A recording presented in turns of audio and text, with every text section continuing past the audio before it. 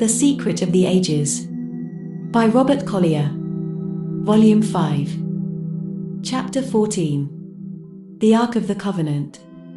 All through the Old Testament, when war and pestilence, fire and flood were the common lot of mankind, there is constant assurance of safety for those who have this understanding, this covenant with the Lord.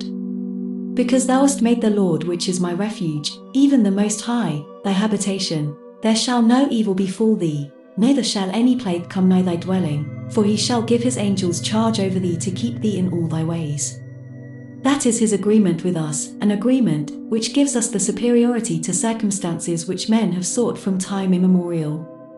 All that is necessary on our side of the agreement is for us to remember the infinite powers that reside within us, to remember that our mind is part of universal mind, and as such it can foresee, it can guard against, and it can protect us from harm of any kind. We need not run away from trials or try to become stoical towards them. All we need is to bring our understanding to bear upon them, to know that no situation has ever yet arisen with which universal mind, and through it our own mind, was not fully competent to deal. To know that the right solution of every problem is in universal mind. That we have, but to seek that solution and our trial is overcome. But where shall wisdom be found, and where is the place of understanding? Acquaint now thyself with God, and be at peace.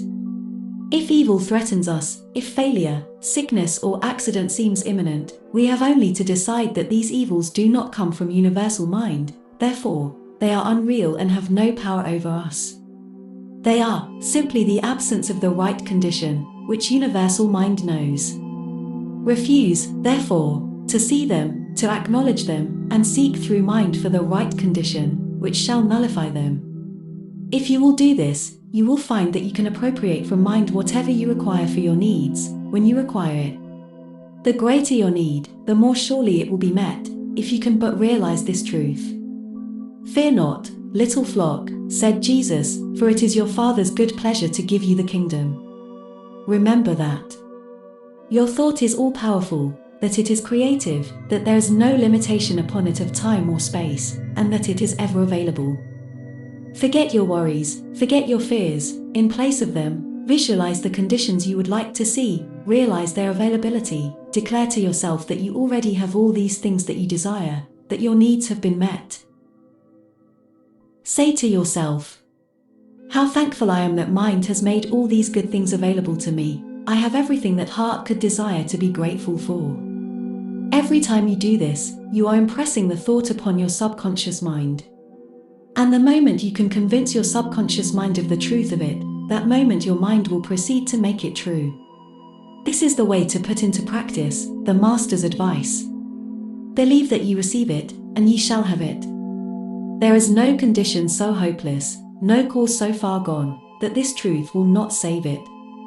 Time and again patients given over by their doctors as doomed have made miraculous recoveries through the faith of some loved one. I hope that everyone who reads this book may gain as much from their first reading as I did, writes a happy subscriber from New York City. I got such a clear understanding from that one reading that I was able to break the mental chain holding a friend to a hospital bed, and she left the hospital in 3 days, to the very great astonishment of the doctors handling the case. In the same way, there are innumerable instances where threatened calamity has been warded off, and good come instead. The great trouble with most of us is, we do not believe, we insist upon looking for trouble.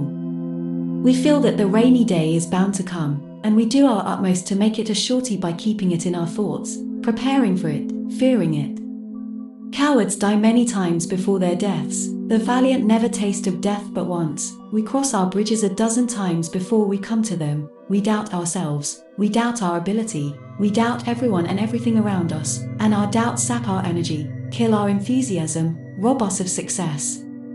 We are like the old lady who enjoys poor health. We always place that little word, but after our wishes and desires, feeling deep down that there are some things too good to be true. We think there is a power apart from good, which can withhold blessings that should be ours. We doubt, because we cannot see the way by which our desires can be fulfilled. We put a limit upon the good that can come to us. Prove me now herewith, saith the Lord of hosts, cried the prophet Malachi. If I will not open you the windows of heaven and pour you out a blessing that there shall not be room enough to receive it, and all nations shall call you blessed, for ye shall be a delightsome land.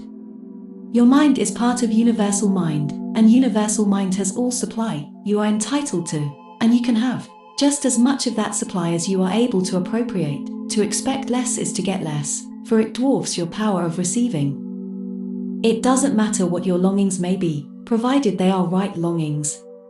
If your little son has his heart set on a train and you feel perfectly able to get him a train, you are not going to hand him a picture book instead.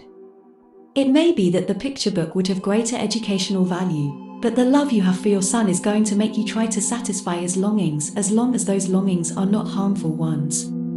In the same way, universal mind will satisfy your longings, no matter how trivial they may seem, as long as they are not harmful ones. Delight thyself also in the Lord, and he shall give thee the desires of thine heart.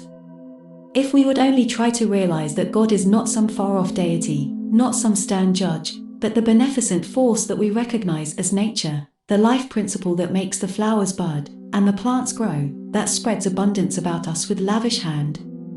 If we could realize that he is the universal mind that holds all supply, that will give us the toy of our childhood, or the needs of maturity, that all we need to obtain from him, our heart's desire, is a right understanding of his availability, then we would lose all our fears, all our worries, all our sense of limitation. For universal mind is an infinite, unlimited source of good. Not only the source of general good, but the specific good things you desire of life. To it there is no big or little problem. The removal of mountains is no more difficult than the feeding of a sparrow.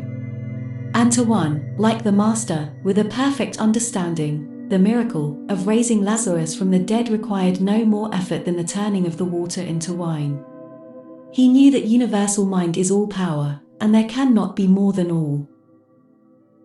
He knew that, to know God aright is life eternal, and Jesus knew God aright, so was able to demonstrate this knowledge of life eternal in overcoming sin, disease, and death. For it is one and the same law that heals sin, sickness, poverty, heartaches, or death itself. That law is the right understanding of divine principle. But what does this ability to perform miracles consist of? What is the power or force by which we can prove this ability? Perhaps the simplest way is to begin with the realization that universal mind is man's working power.